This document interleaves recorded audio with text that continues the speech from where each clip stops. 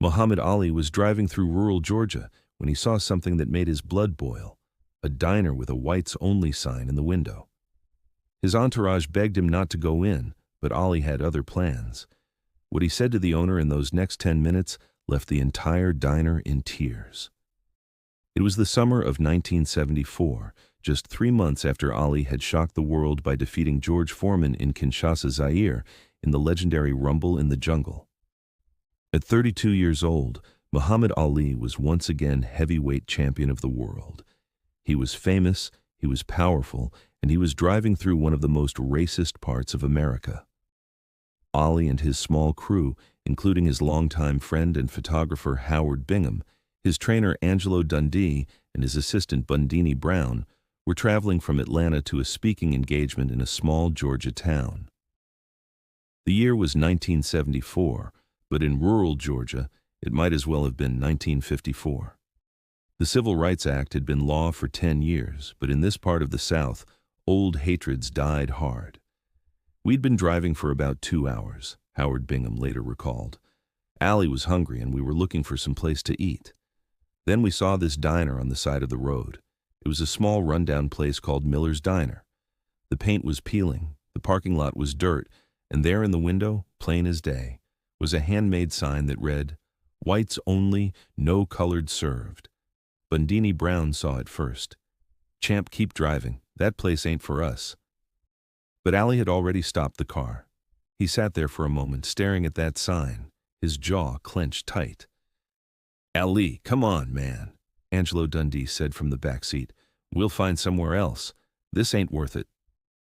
Muhammad Ali didn't say a word. He just opened the car door and started walking toward the diner. "Oh no," Howard Bingham said, grabbing his camera. "Here we go." The 3 men scrambled out of the car and followed Ali. They knew that look on his face. They'd seen it before he walked into the ring. It was the look of a man who had made up his mind, and nothing was going to change it. When Ali pushed open the door to Miller's Diner, the bell above it rang, and every conversation inside stopped dead. There were maybe 15 people in the place, all of them white, all of them staring. Behind the counter stood a large man in his 50s with a greasy apron and a face that had seen too much sun and too much hate. His name was Earl Miller, and this was his diner. He'd inherited it from his father, who had inherited it from his father. 3 generations of Millers had run this place, and 3 generations had refused to serve black people. Earl Miller's eyes went wide when he recognized Muhammad Ali. For a split second, something that might have been excitement flashed across his face. Then he remembered where he was and who he was, and his expression hardened into stone. "We don't serve your kind here," Miller said, his voice loud enough for everyone to hear. "Can't you read the sign?" The diner was silent.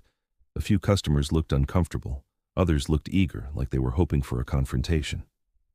One elderly couple quietly stood up and left. Muhammad Ali walked slowly to the counter, his eyes never leaving Earl Miller's face. When he spoke, his voice was calm, almost friendly. "I can read just fine," Ali said. "In fact, I've read a lot of things. I've read the Constitution of the United States. I've read the Civil Rights Act of 1964, and I've read the Quran, which teaches me that all men are brothers regardless of the color of their skin." Miller's face wrined. "I don't care what you've read. This is my property, and I got a right to refuse service to anyone I want. Now, get out before I call the sheriff." Ali didn't move. Instead, he did something that surprised everyone in that diner. He smiled. "You know who I am?" Ali asked. "Yeah, I know who you are. You're Cassius Clay, the boxer." "Muhammad Ali," Ali corrected gently. "And you're right. I am a boxer. In fact, I'm the heavyweight champion of the world. 3 months ago, I beat George Foreman, a man everyone said couldn't be beaten. I fought the toughest men in the world, and I've won most of those fights." Miller crossed his arms. "What's your point?" "My point," Ali said, still smiling, "is that I could walk behind that counter right now, and there ain't nothing you could do to stop me.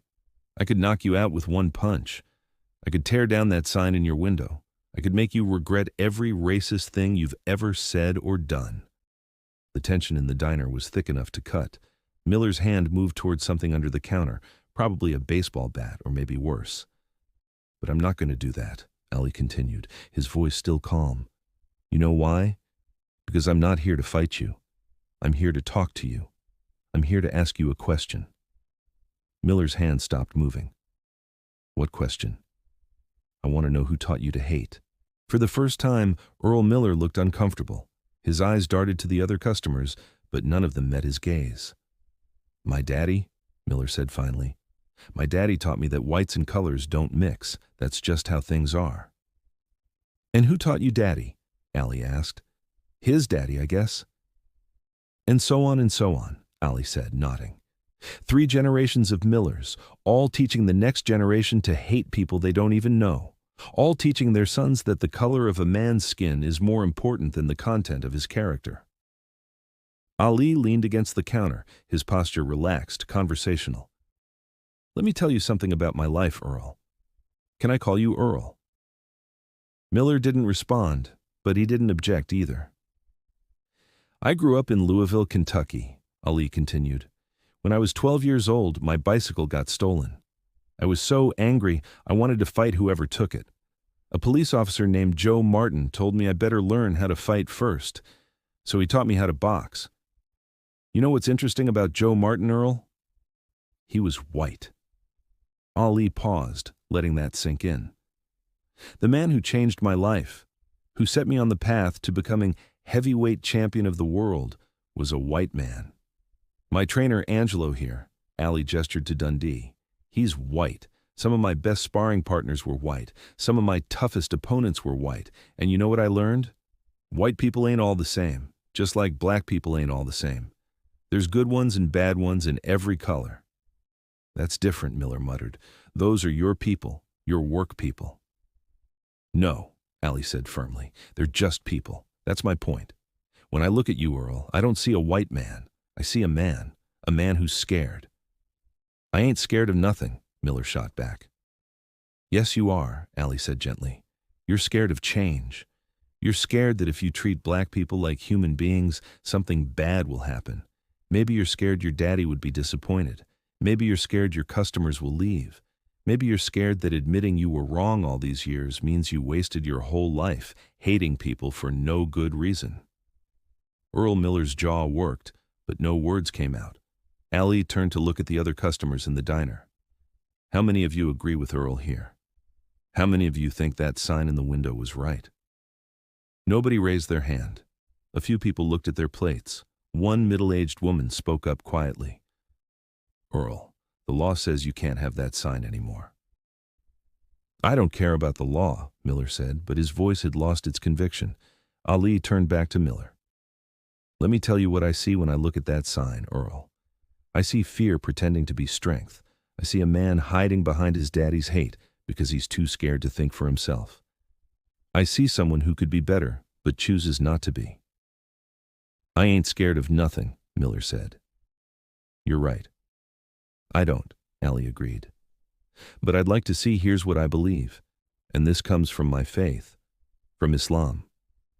I believe that Allah created all people equal. I believe that the only thing that makes one person better than another is their actions, not their skin color. And I believe that it's never too late to change. Ali reached into his pocket and pulled out a $20 bill. He placed it on the counter. I want to buy lunch for everyone in this diner, Ali said. Black or white, it doesn't matter. I want everyone here to eat together as equals, as human beings. Miller stared at the $20 bill like it was a snake. I ain't taking your money, he said. Why not? Ali asked. Is it because I'm black? Because I thought money didn't have a color. A few people in the diner actually laughed at that. The tension was beginning to break. Ali leaned in closer, his voice dropping so only Miller could hear. Earl, I'm going to tell you something, and I want you to really hear me. In 10 years, maybe 20, you're going to be an old man, and you're going to look back on your life and ask yourself what you stood for. Are you going to be proud that you kept a racist sign in your window? Are you going to tell your grandchildren that you once refused service to the heavyweight champion of the world because of the color of his skin? Or are you going to tell them about the day you changed, the day you chose to be better? Earl Miller's hands were shaking. His eyes were red. I don't know how, he said quietly. How to what? Allie asked. I don't know how to change. This is all I've ever known. Ollie smiled, and this time it was warm, genuine. You start by taking down that sign. For a long moment, Earl Miller stood frozen. Then slowly, he walked from behind the counter. Every eye in the diner followed him as he went to the window, reached up and tore down the whites-only sign. He crumpled it in his hands, walked to the trash can, and threw it away. When he turned back, there were tears running down his face. I'm sorry, he said, and his voice broke. I'm sorry for that sign. I'm sorry for turning people away. I'm sorry for being a hateful man. Muhammad Ali walked over and put his hand on Earl Miller's shoulder. That's the bravest thing I've seen all week, Ali said, and I just fought George Foreman. The diner erupted in applause. People were crying, laughing, shaking their heads in disbelief. Howard Bingham was snapping pictures as fast as his camera would allow. Ali looked at Miller and said, Now, how about that lunch? I'm starving. For the first time in probably 20 years, Earl Miller smiled. A real smile. Coming right up, champ.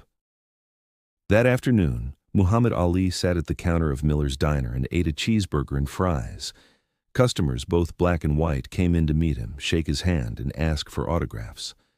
Earl Miller served them all with equal respect and courtesy, his hateful sign nowhere to be seen. Before Ali left, Miller pulled him aside. I just want you to know you changed my life today. I don't expect you to believe me, but I mean it. I'm going to be better. I believe you, and I'll be checking on you. Muhammad Ali kept that promise. Over the next several years, he would stop by Miller's diner whenever he was in Georgia. Each time, he found the place more integrated, more welcoming. Earl Miller became a different man. He hired his first black employee in 1975. By 1978, half his staff was black. He became an active member of his local church's integration efforts. In 1980, Earl Miller wrote a letter to Muhammad Ali. In it, he thanked Ali for knocking some sense into me without throwing a punch. He told Ali that he'd told his children and grandchildren the story of that day dozens of times and that it had become the most important day of his life. You taught me that strength isn't about hate, Miller wrote. It's about the courage to change.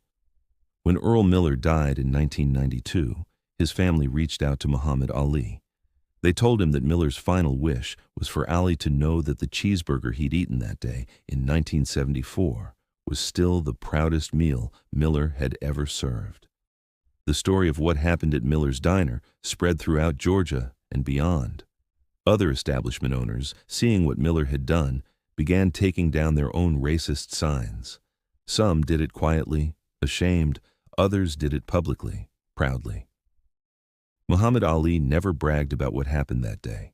When reporters asked him about it, he would simply say, I just had a conversation with a man. He did all the hard work, but those who were there knew the truth. Muhammad Ali had walked into a place of hate, armed with nothing but his words, his dignity, and his unshakable belief in the fundamental goodness of people. He had faced down racism not with his fists, but with his humanity, and he had won the kind of victory that matters more than any championship belt.